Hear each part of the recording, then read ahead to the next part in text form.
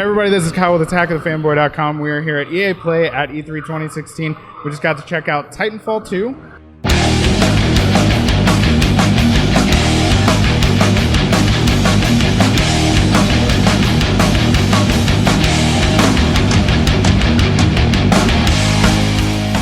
I'm here with Mackie and Steve with Respawn Entertainment. How's the show going for you guys so far?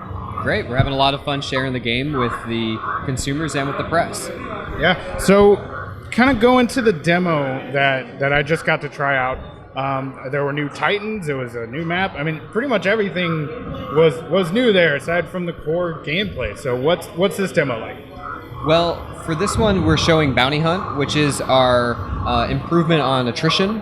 And in this mode, it's more focused on the NPCs. So you probably got to experience our new Titans, Ion and Scorch, and went up against our Bounty Titans, which is an NPC Titan that when you kill him and you either execute him or take his battery as a pilot, you score the bounty and get a lot of points for that. Yeah, that was interesting for me. I mean, I would jump on Titans, and my instinct was, you know, this is it. I'm going to start shooting them. But here it seemed different. I would pull the battery out, like you said. So how does that work exactly in this mode? You went into it a little bit, but can you expand on that? Well, we mentioned earlier there's a lot of new things. I mean, one of the things we looked at was we sort of broke everything down again after looking at the first game, and then we came back to rebuild all the pieces. And basically, one of the things we wanted to try was reduce complexity, and also with the rodeo mechanic, make it possible for players to take a battery, plug it into a friendly, and then as a result, there's more teamwork there, there's more sustaining the life of your friends and that sort of thing. So. Awesome. I played as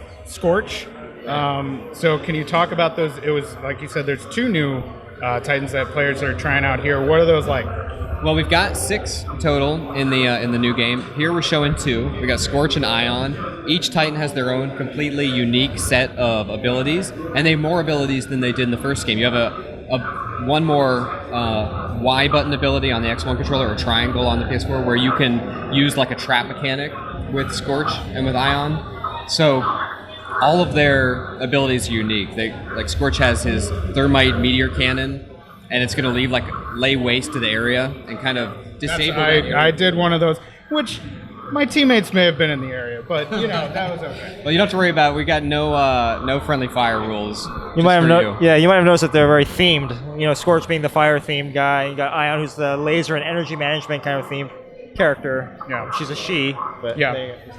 And I mean, the big thing for me, I played the first half and I did not use the grappling hook because it wasn't in my head. And as soon as I started, there were these really interesting gameplay opportunities. You know, what have you guys built in? What was your mindset when you were building this grappling hook into Titanfall 2? Well, one of the key things about the pilot experience is to enhance mobility and to focus on the mobile pilot and look at or force players to think about their world differently, to look at the world differently. If they walk down the street after playing the game and they go, I could grapple that, chain that around, convert into a wall run, go back and forth between the 2 walls to get to the top of that building, then we succeeded in changing how people view their world.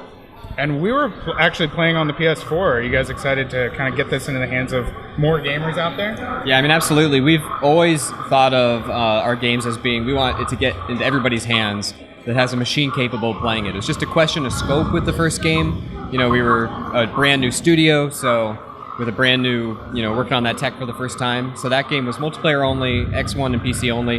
Now we're broadening it, and we can't wait to get it into the hands of more gamers. It's great. And I mean, another area that you guys kind of broadened was the content in Titanfall 2. Specifically, the big news was the single-player campaign. Can you talk a little bit about that? Yeah, I mean, when we finished the last one, we heard the gamer. The gamer said, we didn't quite understand what was happening in the campaign multiplayer, although it is a very popular mode.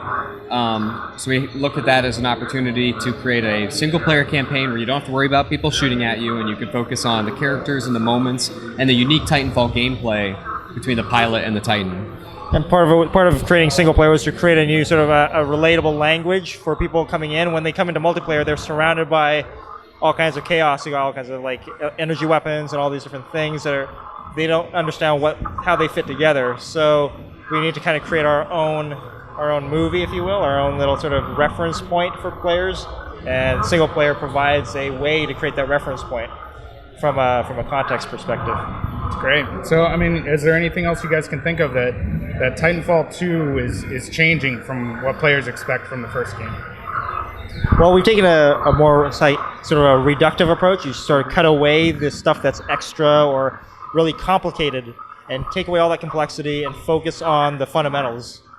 Making it so that players can master the game and learn from the game, and there's a desire to feel like you haven't hit your skill ceiling so quickly, so that the game is a little more stickier. Awesome. Well, thank you very much for joining me, and have fun with the rest of EA Play. Thank you. Great, thanks. You too.